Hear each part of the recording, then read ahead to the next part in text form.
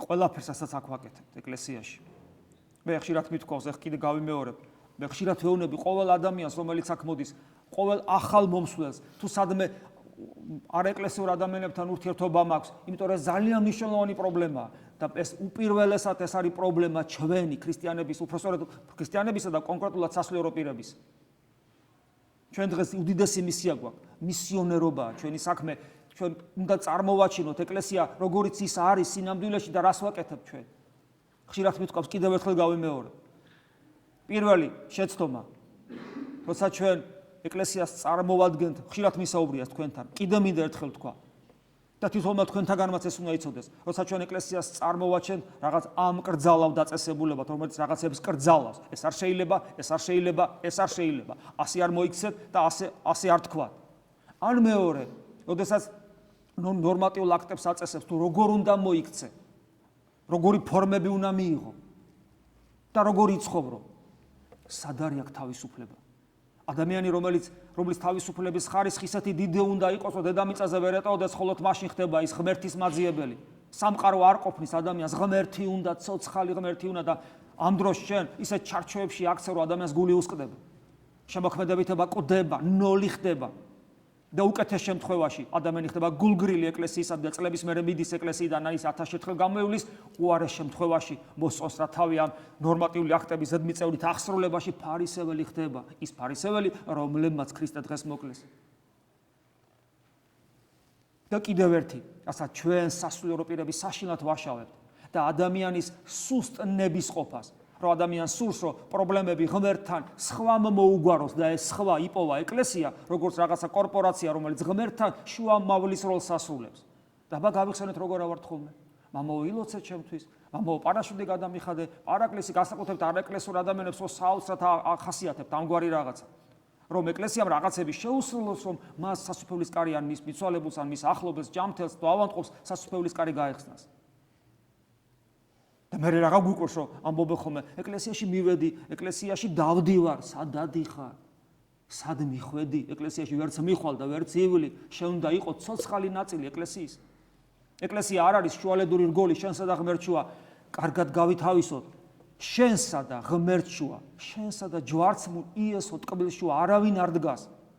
ეკლესია არ დგას, მღვდელი არ დგას, წმინდანი არ დგას, თვით ყოვლა წმინდა ღვთისმშობელი არ დგას შენსა და ქრისტეშუა.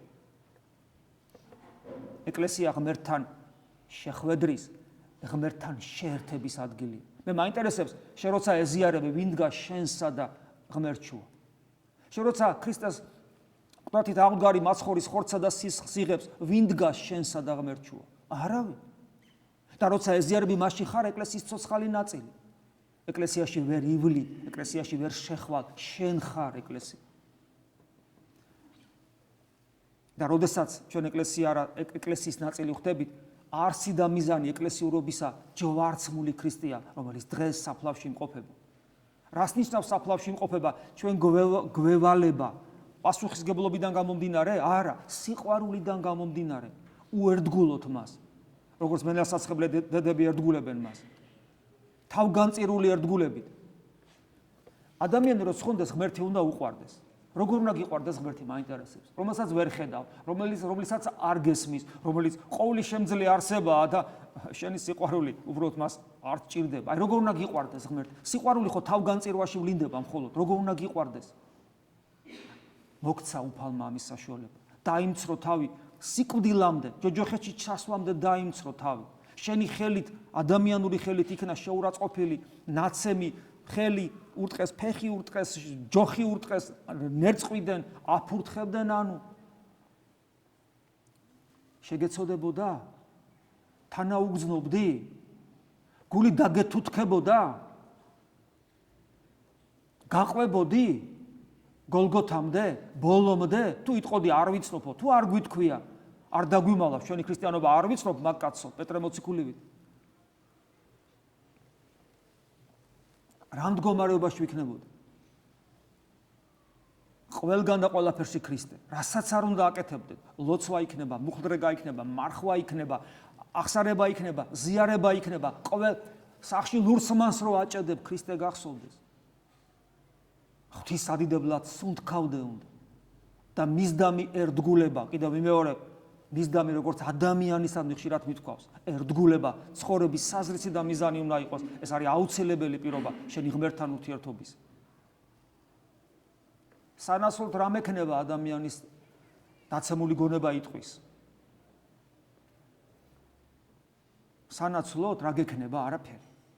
სანაცვლოდ არაფერი არ გექნება. როგორც კი შენიტყვი რომ სანაცვლოდ რა მექნება ჩათვალე, სანაცვლოდ არაფერი არ გექნება. რატომ ადამიანი იკითხავს? იმიტომ რომ როგორც კი ამ კითხვას სვავ, რომ აი სანაცვლოდ რა მექნება? შინაგანად შეიძლება ყოველას წინაშე ეს კითხვა ასე არ წარმოვაჩინო, მაგრამ შინაგანად აი მე გამოვიჩენ ერთგულებას ადამიანად მოსული ღმერთის მიმართ, მაგრამ სანაცვლოდ რა მექნება? უკვე არაფერი არ გექნება შენ სანაცვლოდ. ვიცით რატო? ადამიანი რომელიც ჭეშმარიტად ჯვარცმულის ერთგულებით ცხოვრობს, ის ამ კითხვას მას ესეთი კითხვა არასოდეს არ გაუჩნდება თავში, სანაცვლოდ რა მექნება. არამედ რატომ? იმიტომ რომ მას უკვე აქვს. უпростоრად მას უკვე ყავს. მის გულში მკვდრთით აღდგარი მაცხოვარია და მის გულში უკვე აქედან გამომდინარე, მკვდრთით აღდგარი მაცხოვრიდან გამომდინარე საოცარი სიხარულია. უკვე აქვს ადამიანს და ის აღარაფერს აღარ ელოდება. ოღონ ეს რაც აქვს, ეს არასოდეს დასრულდება, არც ამ სოფელში და არც მარადისობაში. ამიტომ ასეთი ადამიანის შეუძლებელია ასეთი ადამიანი რამით მოიხიბლოს, რამე შეეშალოს. განა ის უცდომელია, თავარ ცხოვრების საზრისში რამე შეეშალოს, ამას გულისხმობ. თორე შეცდომებსაც ოდობს ყველა ჩადის. ვინმე შეაშინოს მისი ერთგულება სიმართლისადმი გატეხოს და მისი ღირსება ვინმე შელახოს. და იცით რატომ? იმიტომ რომ ესეთ ადამიანში არის სული ქრისტესი. და თუ ვინმე იტყვის რომ ეს ხო ყველაში არ იქნება, ჩვენ უბრალო ადამიანები არა ვართ, პავლე მოციქულის სიტყვები ყველას ხო გვახსოვს, ვისაც სული ქრისტესი არ აქვს, იგი არ არის მისი. და მე გუშინაც გითხარით, ერთ-ერთი უდიდესი სათნოება ადამიანში, სათნოება სიმამაცისა. იმიტომ რომ რადგან იგი ჯვარცმულია, რადგან იგი ნაცემია, რადგან მას ნერწყვიდან ამცირებდნენ, შეურაცხყოფდნენ, მე უნდა მქონდეს შინაგანი ამბოხი და სურვილი დავიცვა ჩემი მაცხოვარი. დღეს, არა 2000 წლის წინ, დღეს ეკლესია, რომელიც ქრისტეს მისტიური სხეულია, დღეს ყველაფერი დღეს უნდა მოხდეს, ამ წუთს უნდა მოხდეს, უნდა ხდებოდეს, ვერ უნდა ვეგუებოდე მაცხოვრის ამგვარ მდგომარეობას. და ვერ უნდა ვეგუებოდე ჩემში იმ ბოროტებას დაცემული ბუნებისა, რომელიც იყვირებდა ჯვარსაცულ და თუ არ იყვირებდა გულგრილად გაუვლიდა, სადამ აქ ახლა მაგის დრო ისე კი საწყრალიო თორე, სადამ აქ მაგის დრო გვერდში დაუდგეო, აი ამას ჩემში რომელიც არის, ამას უნდა ვებრძოდე. ახლა ვლაპარაკობ იმაში, რომ თითოეულ ჩვენთაგანში არის პეტრეს ღალატიც და თითოეულ ჩვენთაგანში არის და ზის იუდა.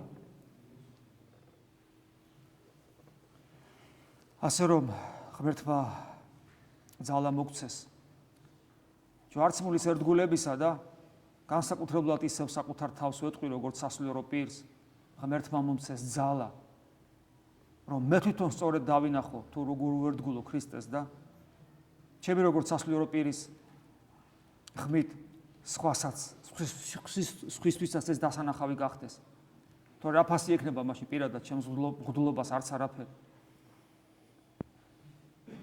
და თუ ასე ამგვარად ვიცხოვრებთ, ჩვენს სულში, ჩვენს გულში, თელ ჩვენ არსებაში მუდამ იქნება მკვდრთით აღდგარი მაცხოვარი, სული ქრისტესი, რომელიც ისეთ სიხარულით აღგვავსებს, რომელიც ამ სოფელს არ აქვს, ამ სოფლის სიბრძნეს არ აქვს და დაევიყოთ ჩვენ სულელი ამ სოფლისათვის და ბრძენი წინაშე ღვთისა. ამინ.